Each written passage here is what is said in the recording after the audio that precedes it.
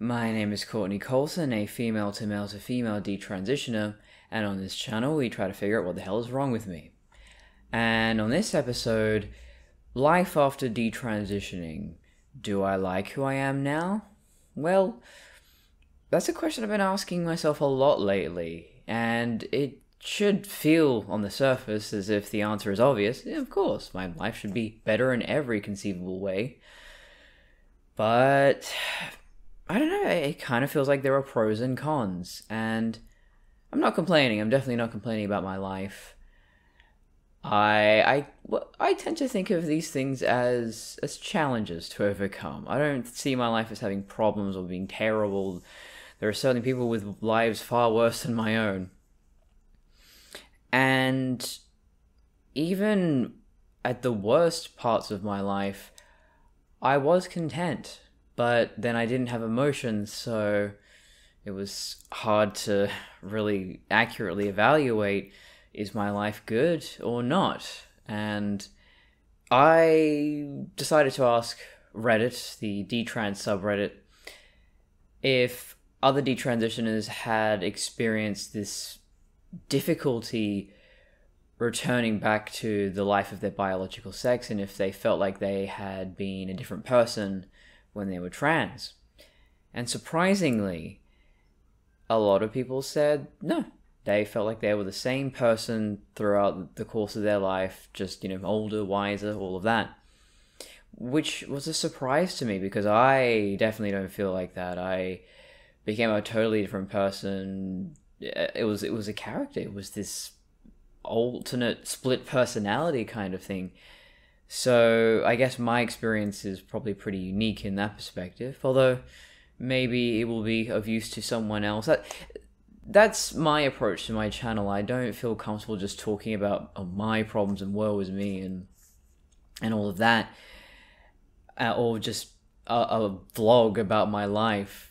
I kind of feel that's directionless, pointless. Whereas if I feel I have an issue and I have an experience on an issue that might be of use to someone else, that tends to be my main incentive to make a video.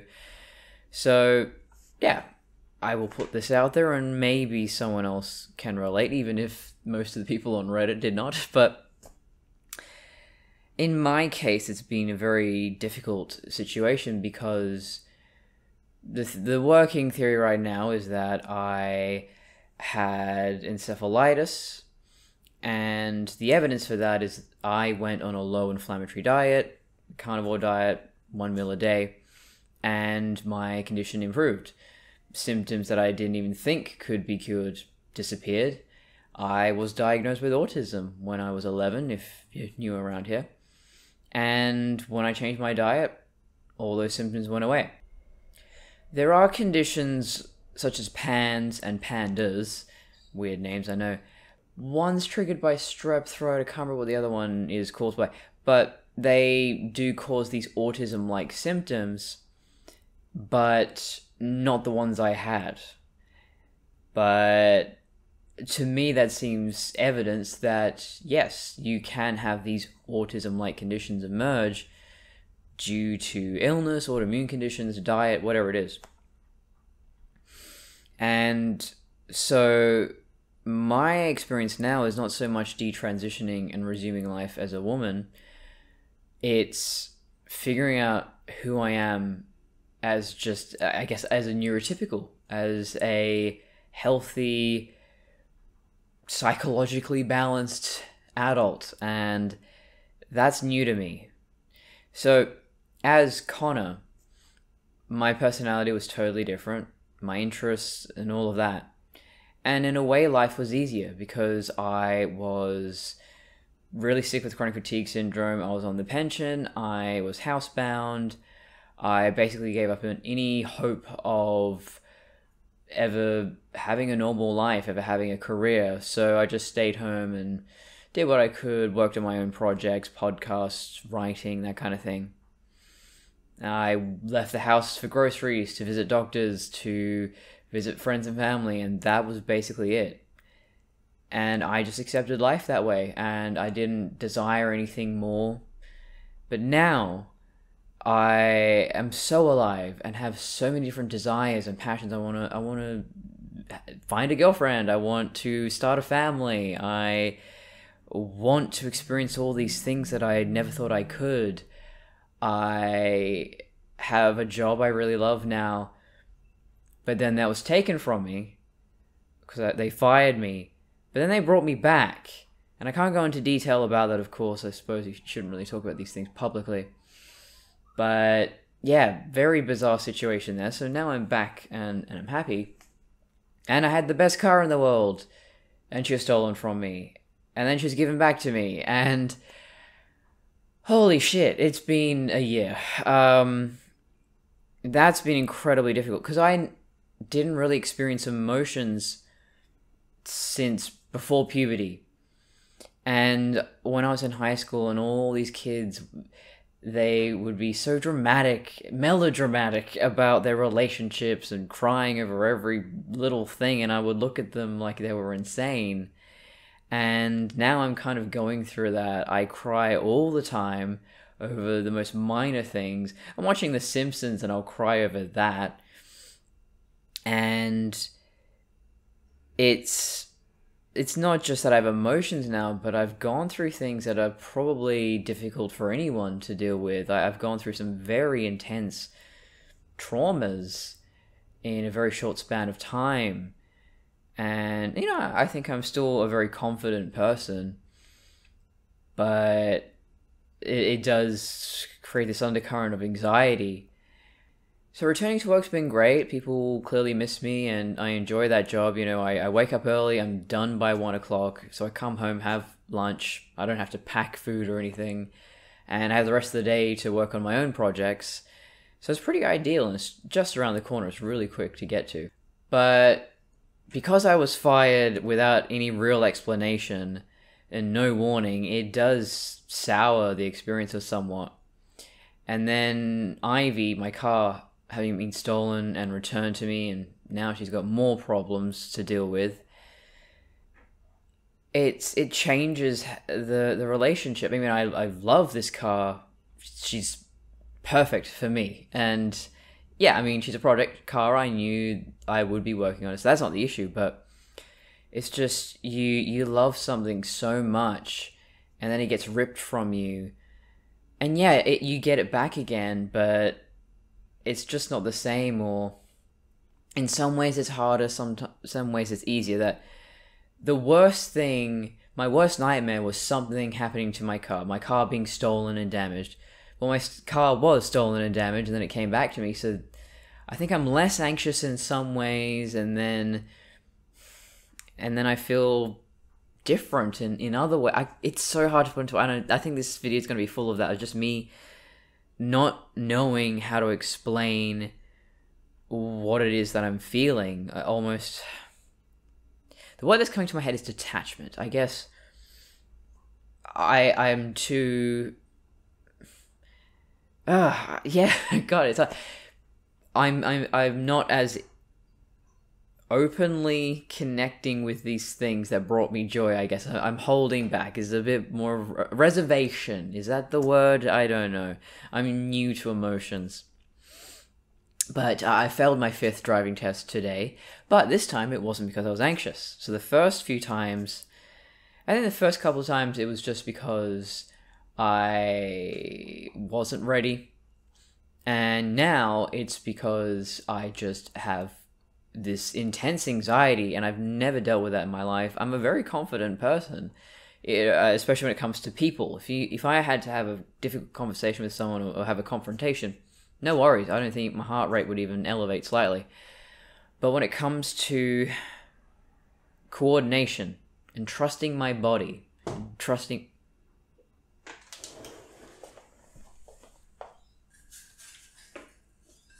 Yes?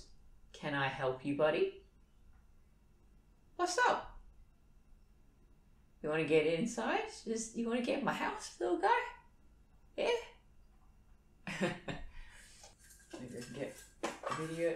Here's this little guy, eh? Well, excuse that little interruption.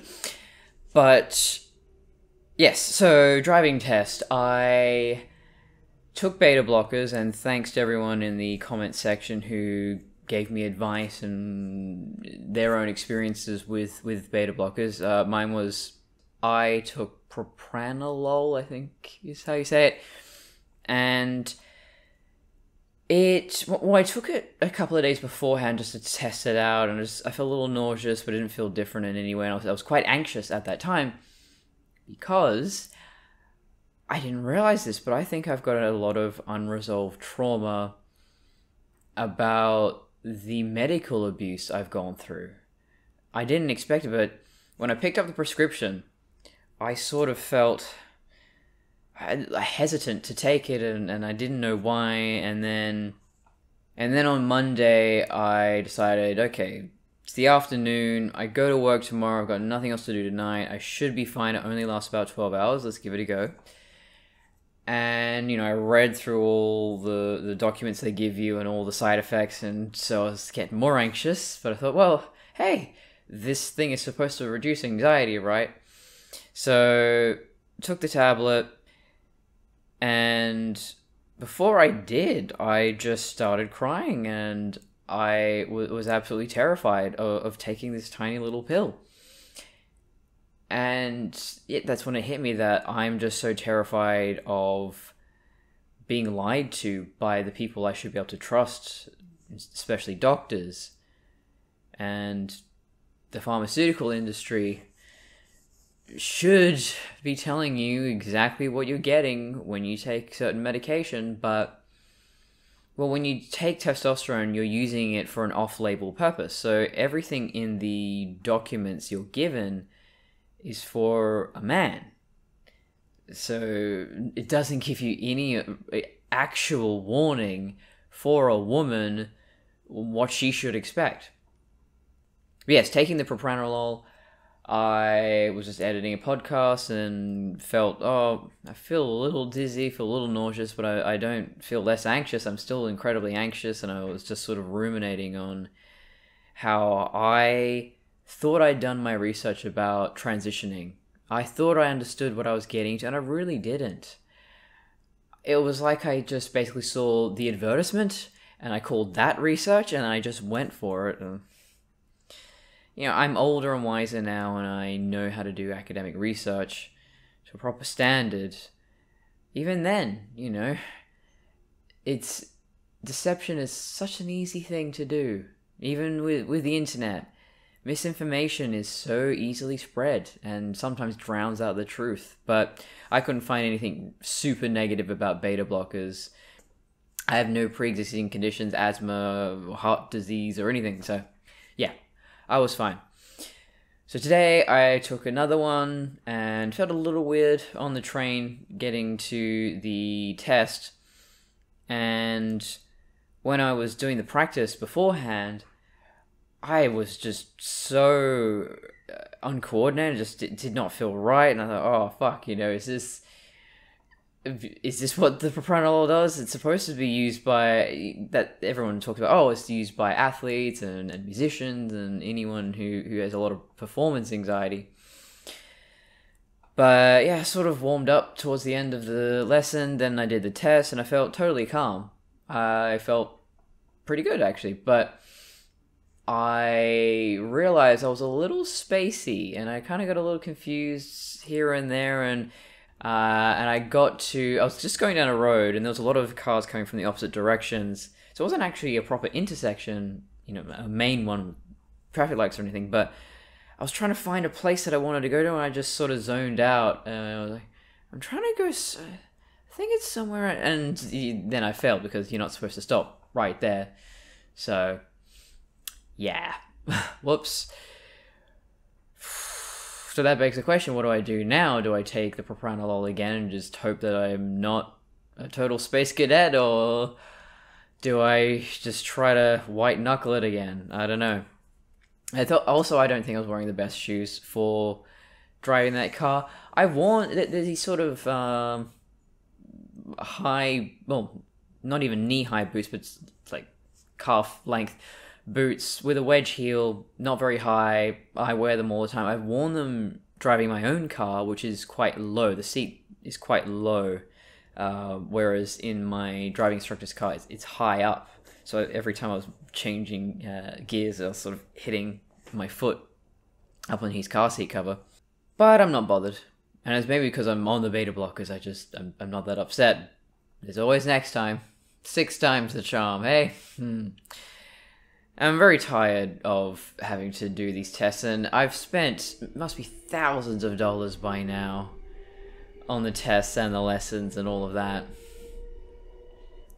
And my car is too unpredictable. I mean, a friend of mine who works at the Department of Transport said, yeah, they generally don't like you using your own car, especially one like mine that's vintage and prone to problems at any given moment. Yeah, maybe don't do that. So in my situation, detransitioning wasn't just a case of going from male to female again, but learning to be a whole different person who isn't autistic, who isn't asexual. And recently, I finally got an appointment for an EEG, but I ended up cancelling that because this clinic is only open for a few hours in the morning. I only work in the morning, and really, it's only out of scientific curiosity. I'm not actually unwell, so I kind of felt that it was a bit extreme to ask for a day off of work just for what? Just to prove to people on the internet that yes, I do indeed have encephalitis. I think I'm pretty satisfied with that theory simply because I had all these symptoms, I went on a low inflammatory diet, I felt better, I cured problems I never even thought could be cured. So yeah, as far as I'm concerned, open and shut case. I don't need any other explanation, and also an EEG probably wouldn't have found anything now because I feel almost 100% fine. I'll probably never be as well as I used to be before I got chronic fatigue syndrome. I'm always feeling a little tired, I'm always in a little bit of pain, and there's all my digestive issues. But I'm functional. I mean, the other day, I went to work, came home, realized I missed a parcel, so then I went to this post office. They took it to one that was really hard to get to. It was 40 minutes cycling in total, back in there and back again. Came home, felt fine, managed to cook and clean, and I think I edited a podcast. Fell asleep early, about 8 o'clock, but got up, went to work the next day, felt totally fine, so I am getting better. I guess the challenges my life bring now are because I desire things. There are things I want to achieve or experience. I want a girlfriend, I want a family, and I want to study to be an automotive electrician, which I haven't heard back about, but I mean, they accepted me the first time, but I put that off because I had a job I really liked, and maybe I'll be able to balance the two of them. So it's not that my life is worse, it's just that there are a lot more challenges. And then there was the burglary, which was a huge step backwards for me. That really just, it was a huge blow and took me a while to recover from, and I'm probably still not over it. And that's what I'm realizing as well, that with emotions, they're not immediate. They can linger for a very, very long time, and I don't know how I'm supposed to respond to that. Should I keep being upset, or should I just ignore it? Or it seems highly illogical. It's already happened, so why am I still upset about it? Other things I've noticed is I used to have maladaptive daydreaming. I was always in a fantasy world, and I was always consuming fiction, and that's the only way I could really connect with people, is talking about movies or books or something like that. And now I feel that I'm totally connected with reality. And thankfully it doesn't impact my imagination. I'm actually probably writing some of my best stuff now. I wasn't a great writer, but I always wanted to be growing up. I could do all sorts of creative stuff, but writing was the one that I had no skill for, and now it's actually happening quite naturally. Am I good at it? I don't know. I mean, I've had positive feedback, so it can't be that terrible. I think being asexual denies you a lot of normal human experiences and connections. And if people are happy living like that, and they don't know what they're missing out on, that's fine. But now that I'm standing on the other side of it, I realize, wow, yeah, no, it's I mean, I haven't had sex myself, but I've had sex with myself. And so I realized, standing on this side of it, that you miss out on a lot. Sexuality is such a natural part of the human condition, and I honestly believe that asexuality is always a medical or psychological condition. I don't think that's a natural state for a human being to be in. We are sexual creatures. We are made to reproduce, and so we have these desires. Homosexuality, I mean, it's kind of funny coming from me, a lesbian. My desires don't result in reproduction, and that's something I struggle with. I, in a way, don't want to be gay. It's definitely not a choice. Anyone who's saying being gay is a choice, they're wrong. Life would be a lot easier if I wasn't a lesbian.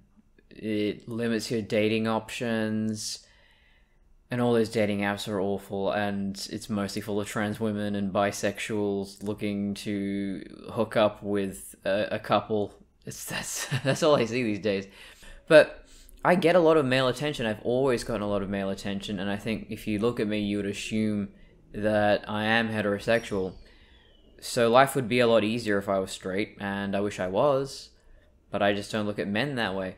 The thing is, though, I connect much more easily with men. We have the same interests. I went to Cars and Coffee recently. Sadly, Ivy didn't make it because there's something wrong with her immobilizer. It won't deactivate. But I was catching up with all my friends there, and they're all boomer men. They're all men in their 40s to 60s. And I could talk to them all day. People my own age, women, don't know how to talk to them. And, I mean, I know there are lesbians like myself who have male interests, but where are they? I can't find any butch women anymore. They've all transitioned into men, I guess. So, yes, when I was Connor, I wasn't looking for a partner. I was perfectly fine being alone forever, but now I'm not. But now I'm very feminine again. I'm getting a lot of male attention, and I just go, it sucks that I can't reciprocate. I just don't feel attracted to any man. I've never, ever seen a man I was attracted to. And, I mean, sometimes I try to force myself, and when I was a teenager I did as well. I just went, I can just sort of push through it. Yeah, no, that's not the attitude to have, kid. So yeah, that's another challenge, that I have to learn to accept myself as a lesbian, and that I'll never have children that are the product of a union, that it's not a father and a mother coming together and making this child. It's me, a sperm donor, and then I guess my wife is raising a child that she had no hand in, really. And then that works, and it's, look, this is just my personal issues. I have no problem with other people doing that, and it seems great, and I'm happy for them. It's just, another thing that's changed is that I'm not so self-absorbed. I don't think I was ever a narcissist, but I was definitely egotistical, and I think a lot of teenagers are like that, where they are entering adulthood and they're wondering, well, who am I? And what can I achieve? And how will people remember me? And what kind of success can I achieve? And now I think more in terms of a collectivist way of thinking. What can I do for my community, society, family, all of that? And I think that individualism is a reason why the whole transgender cult really sunk its claws into the Western world, because here in the West, we are so fixated on our own personal image and success and all of that. Whereas in Eastern cultures, it's more collectivist, and it really is more about your place within your community and your family. And I see life more in those terms. And I think I've just chilled out. I've grown up, I've chilled out, and I just don't care so much about those sorts of things. Which is not the same thing as just people pleasing or doing things to make other people happy at the cost of your own happiness. I think there's a balance there, that you don't always have to make everything about you.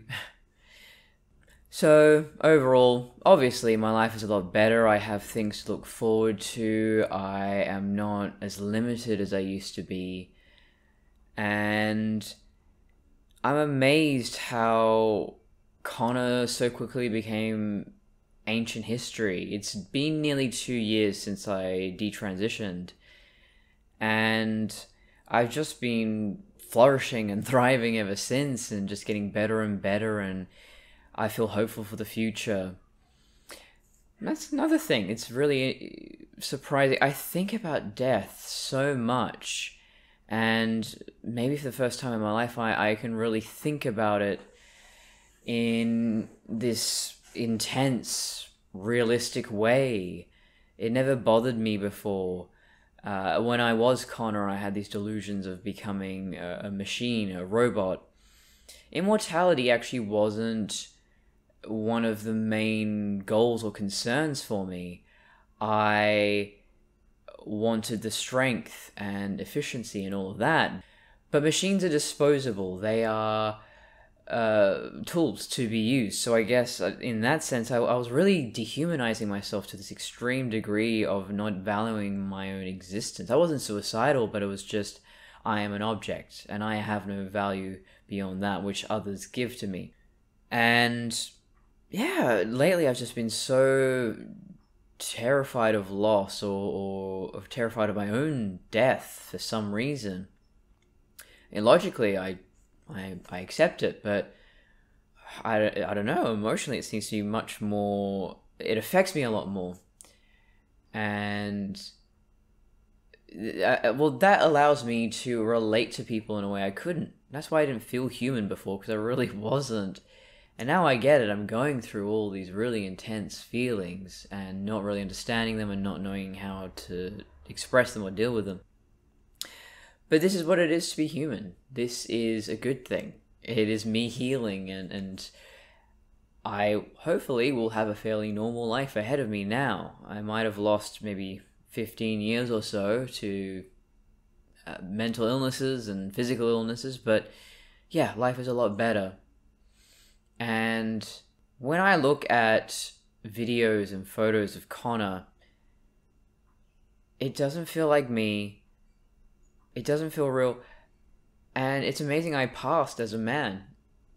I've got a lot of emotions to deal with, even for things that happened years and years ago. I am finding myself getting upset over my rabbit, Baxter. He died a couple of years ago. Now I'm sad about that, or I get sad about all sorts of things that happened a while ago. And I think, again, this is just me healing. This is just me processing things that I had never processed. So it's not like I'm depressed or I'm sad all the time. It's just that I've got a lot of sadness that I didn't give myself the opportunity to experience at the right time when those things happened. Physical changes. My menstrual cycle's still kind of all over the place. I'll have 40-day cycles. Don't always get false pregnancies though. I think I only had 3 or 4 of those. Hopefully never again. I'm more sensitive to the cold now. So I know women have thinner skin than men, so maybe my skin has changed. I don't know. Laser hair removal's been pretty good. I barely shave anymore, and I think I only did about 6 or 7 sessions of the laser. I think that's about it. I'm incredibly lucky. I consider myself so blessed every single day that I didn't go through surgery, because that would have been devastating and so difficult to come back from. Whereas I'm able to resume my life pretty much without any challenges. I'm amazed how easy it's been detransitioning. After you get through that initial hurdle of, oh my god, what do I say to people? It's fine. it's a thing in the past. It doesn't come up that often anymore. And my voice is apparently lighter than it used to be, I'm told.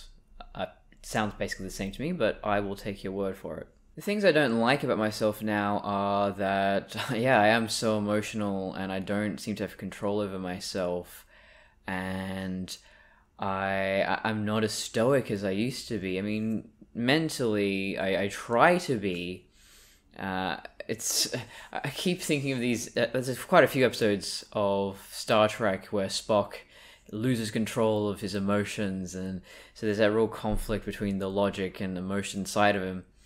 And yeah, that's basically what I'm going through. And it's not that I'm ashamed of these things. I guess you shouldn't be ashamed of having emotions, but it's just it's weakness. It is undesirable. It is serving no purpose.